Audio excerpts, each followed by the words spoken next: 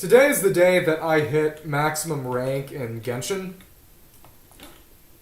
Essentially the way it works is almost all enemies don't actually give you experience for your characters or for your player rank, but this is a special secret enemy actually based off of the CEO of MiHoYo, the company that makes this game, and it gives you exactly 18 experience points, which is pretty middling, but through planning ahead, I managed to get myself exactly 5 experience points away from reaching max level. So, right now, I'm just gonna... You know exactly what's gonna happen. I'm gonna drop a big rock and kill this thing and get to max rank in a relatively stylish way. So, let's count down for the sake of maintaining tension. 5, 4, 3, 2, 1. Let's hit it. There we go. There we go. There we go. There we go. Dude, I got cabbages too. I got cabbages too.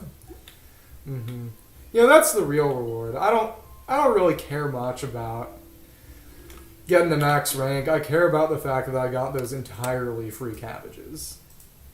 I think you can definitely sympathize. If you were under my situation and you had the decision between gacha rolls and money on one hand and then just free cabbages on the other, I assume you would pick the cabbages. After all, we all watched Avatar: The Last Airbender as a kid. We were all familiar with the saga of the cabbage merchant and his descendant in The Legend of Korra. But in reality, what's happening now is you get a few free wishes. You get wish currency too, but you always save that for limited banners. You get 3 free wishes to use for the standard banner, which is never optimal to roll on unless you have the standard wish items. So right now, just give me a second. I'm going to toss a few at this banner right here.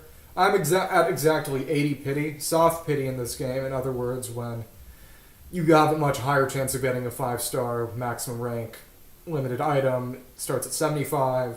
Once you get to the 90th roll, it's guaranteed, but yeah, just give me a second real quick.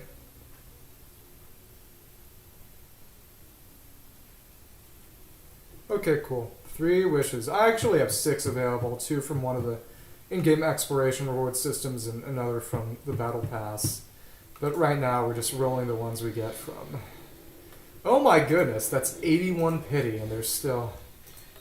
Okay, 82. 82. Let's see what I get. Oh, there we go. Let's see what happens. What happens? Yo! Claymore?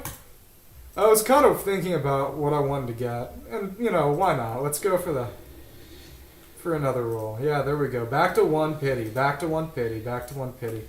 The funny thing about it is... Just a second.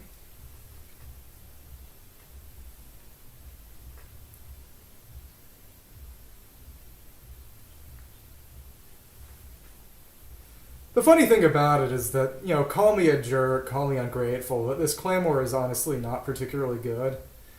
There's a 4-star Claymore that's pretty much entirely better. And this Claymore, it's kind of scuffed. It's so scuffed that as a weapon that's been in the game since the very start, it still has pretty much no documentation. It's just not good enough to document because all the weapons in its series, the Skyward series, there's a Skyward Tome, well, Lost Prayer to the Sacred Winds, no, Skyward Atlas, and then there's the Skyward Blade, the Skyward Spine, which is the spear, and then the Skyward Harp, the bow, and all those have documentation and videos of their special abilities because they're actually good, or at least have use cases, but this one is kind of not good, to the point where the wiki does not have a video of its weapon passive working. So actually, yeah, the Skyward Sword, guys. You know what else is a Skyward Sword?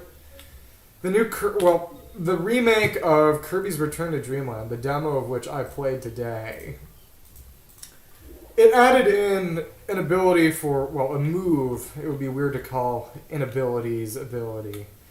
One of the moves of the sword ability that got added in one of the later Kirby games called... Let's go for some... Yeah, let me show off. Let me at least show this thing off. Let me actually see... Let me see what the wind blades of this thing look like, because the wiki did not show me. But as I was saying, in Triple Deluxe, which was the Kirby game right after Return to Dreamland, they added a move for the sword ability that's just a reference to the Legend of Zelda Skyward Sword. You hold your sword up, you get a beam you can shoot. But that wasn't in Return to Dreamland, but they added it to the Return to Dreamland remake. But yeah, absolutely no damage, even on this character. Let's see. Yeah, and he's shooting out his little wind blades. Isn't that cool? Oh my goodness, now I feel like a clown. But yeah, these wind blades do pretty much nothing, because they're just physical damage. It's not even that good on Razor. Again, I feel ungrateful and like a clown for saying I wish I would have gotten a better weapon from the free fates I got off Standard Banner, but in reality I kind of do wish I had gotten a better weapon. Because I was kind of thinking, you know, out of all the weapons I could possibly get, I think Skyward Pride would be the one I would like least. And then yeah, I get Skyward Pride. I think that there's probably some kind of element of divine punishment or recompense here.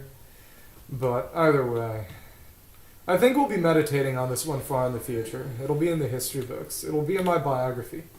When I write my biography in a good 60 or so years, I'll be like, yeah, when I was 21, I rolled on the Genshin standard Gasha banner and got a Gimpy Claymore that I didn't want. And this was why I became a career criminal. Bad Genshin Gasha rolls. If it happened to you, you would understand, I'm sure.